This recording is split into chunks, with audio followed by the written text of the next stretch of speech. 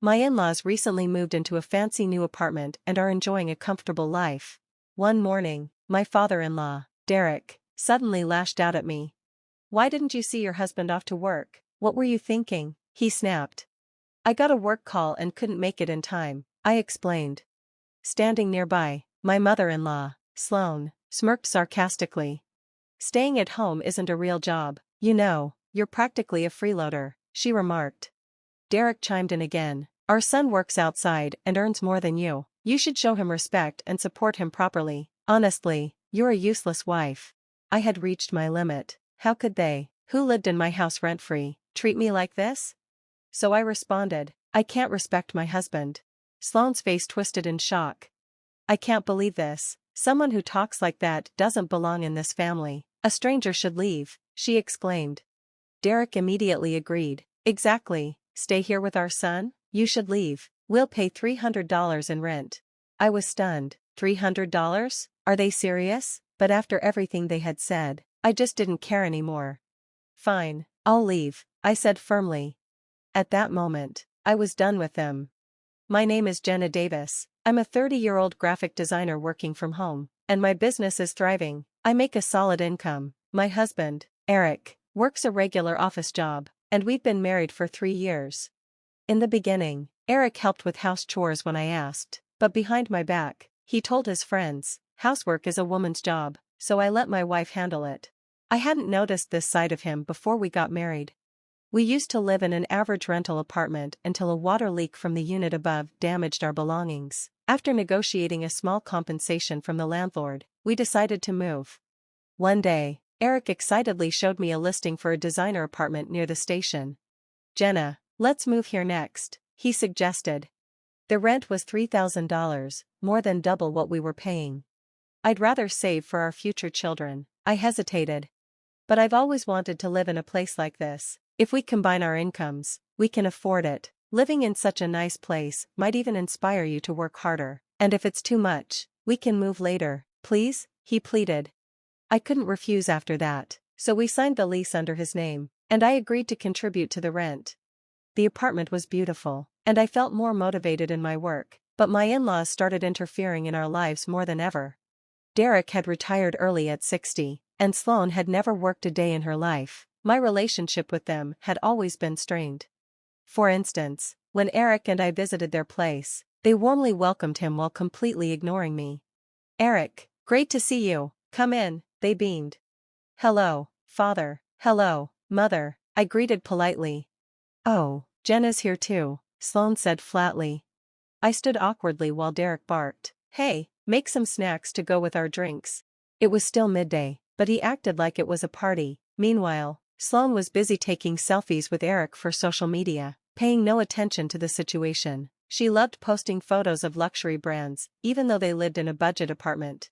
Later, I found out she used a rental service for designer goods. No wonder Eric inherited his pretentious attitude.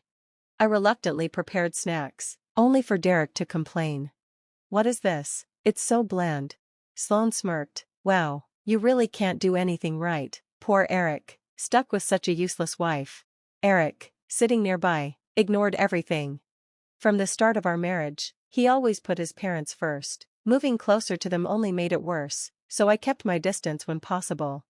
Then, a month after we moved in, right before our wedding anniversary, something shocking happened. I had bought ingredients to cook a small celebration dinner. Just as Eric and I were about to toast, the door suddenly opened. Derek and Sloan walked in uninvited. "Ah, father, mother," I stammered. "It's your anniversary celebration, right? We came to join in," they announced cheerfully. Eric, to my disbelief, welcomed them in. Confused, I noticed they were carrying large bags. "What's with all the bags?" I asked. Sloan looked around the apartment with delight. "Oh, this designer place is amazing. Living here would be a dream." Derek grinned. "Didn't Eric tell you? We gave up our old place. Our belongings will arrive tomorrow. From now on, you'll take care of us properly, like a good wife should." I turned to Eric in shock. "Wait, what?" Well, Eric hesitated. Their lease was up, and since we have extra rooms, I thought, why not live together? Sloan scoffed at my stunned expression. "What's with that look? Do you have a problem with us living here?" "Yeah, What's your issue? Derek added. And just like that, I was forced into living with my in-laws. Life became unbearable. Derek treated me like a servant, making me fetch alcohol and do chores. Once, he even threw laundry in my face. Sloan flaunted our home online, using my clothes and shoes without asking. Whenever I tried to stand up for myself, they dismissed me. Exhausted, I turned to Eric. Your parents are treating me horribly, I pleaded. Don't let it bother you. He brushed me off. I wasn't just frustrated with my in-laws anymore. I was growing resentful of Eric too. Then one day, Eric came home early from work, looking irritated. What's wrong? I asked. My company wants to transfer me to a retail store, he grumbled. That sounds like a good opportunity, I said. No, I won't accept it. I told them it was ridiculous and quit my job, he said, loosening his tie and collapsing onto the couch. I was stunned. You just quit? What about the rent? Eric shrugged. Your income is around $10,000 a month, right? That should be enough to cover everything, he said casually. I stared at him in disbelief. Are you serious? And don't tell mom and dad, he added. I don't want them to worry. I'll find another job soon, so just relax. I was furious, but at that moment, I couldn't just walk away from my unemployed husband. From then on, I not only managed the household chores but also covered all expenses, rent, bills, food for 4 people. Meanwhile, Eric left every morning in a suit, pretending to go to work so his parents wouldn't find out he was jobless. At first, I thought he was out job hunting, but after noticing his long absences, I decided to follow him one day. What I found left me speechless. He was gambling away his unemployment benefits. We had a huge fight, but he refused to change. Instead, he started making sarcastic comments about how I was too busy with work. One morning, as I rushed to finish housework, Eric sat at the table arrogantly flipping through a newspaper. My in-laws had just woken up, and I quickly prepared their breakfast. While doing the dishes, Sloan frowned. Jenna, this egg is too hard. I glanced at the plate. I made it the usual way. Derek scoffed. I'd only eat soft-boiled fried eggs. Make it again, now.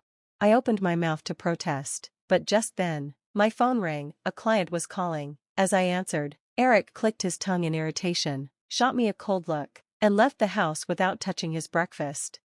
When I hung up, my in-laws stood before me, arms crossed. Is there a problem? I asked. Derek glared. He should know better. How could you not see your husband off properly? I had a work call, I replied, trying to keep my composure. Sloan scoffed. I've always said it, sitting at home working on a computer isn't a real job. You're just a parasite.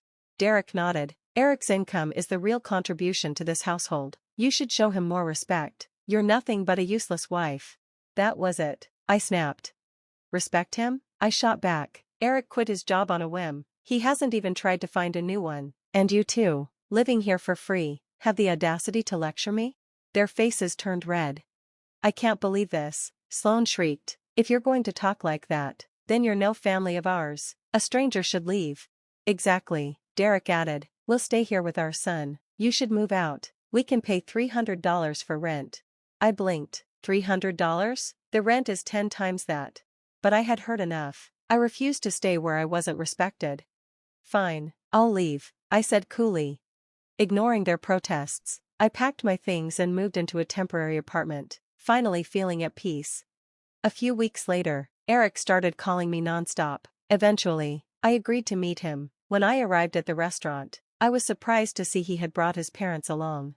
Before I could speak, Eric blurted out, Jenna, what's this about a divorce? I won't accept it. You can't divorce me without my consent. I raised an eyebrow. Oh, you saw the papers I sent?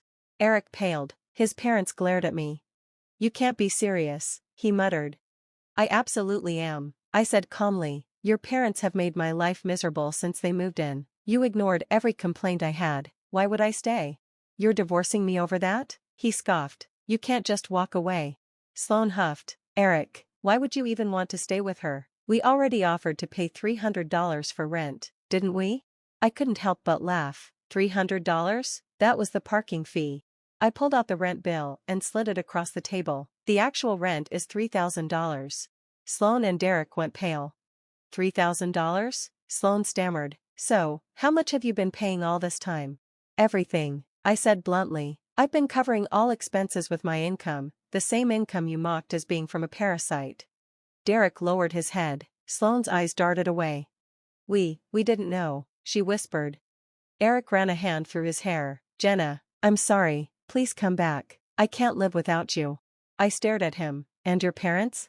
Eric turned to them. Apologize, he ordered. They muttered half-hearted apologies, but I had made up my mind. I'm not coming back, I said firmly, and I want a divorce. I'll never forgive any of you. Eric broke down in tears, but I turned and walked away, leaving them behind. Later, I finalized the divorce through a lawyer. I received most of the assets, leaving Eric with almost nothing. As for my in-laws, I exposed their behavior online. Sloane's social media account was bombarded with criticism, forcing her to delete it. Without my income, they couldn't afford the rent and were evicted. They moved into a rundown apartment. Derek had to take a factory job, and Sloan, without social media to validate her, stopped going out entirely. Eric found a new job, but it paid significantly less. He could no longer support his parents, and their once grand lifestyle crumbled. As for me, I moved into a beautiful designer apartment just for myself. My business thrived, and I even adopted a cat that became my new source of happiness. With the toxic people out of my life, my future looked brighter than ever. Thanks for watching. See you in the next video. Stay tuned.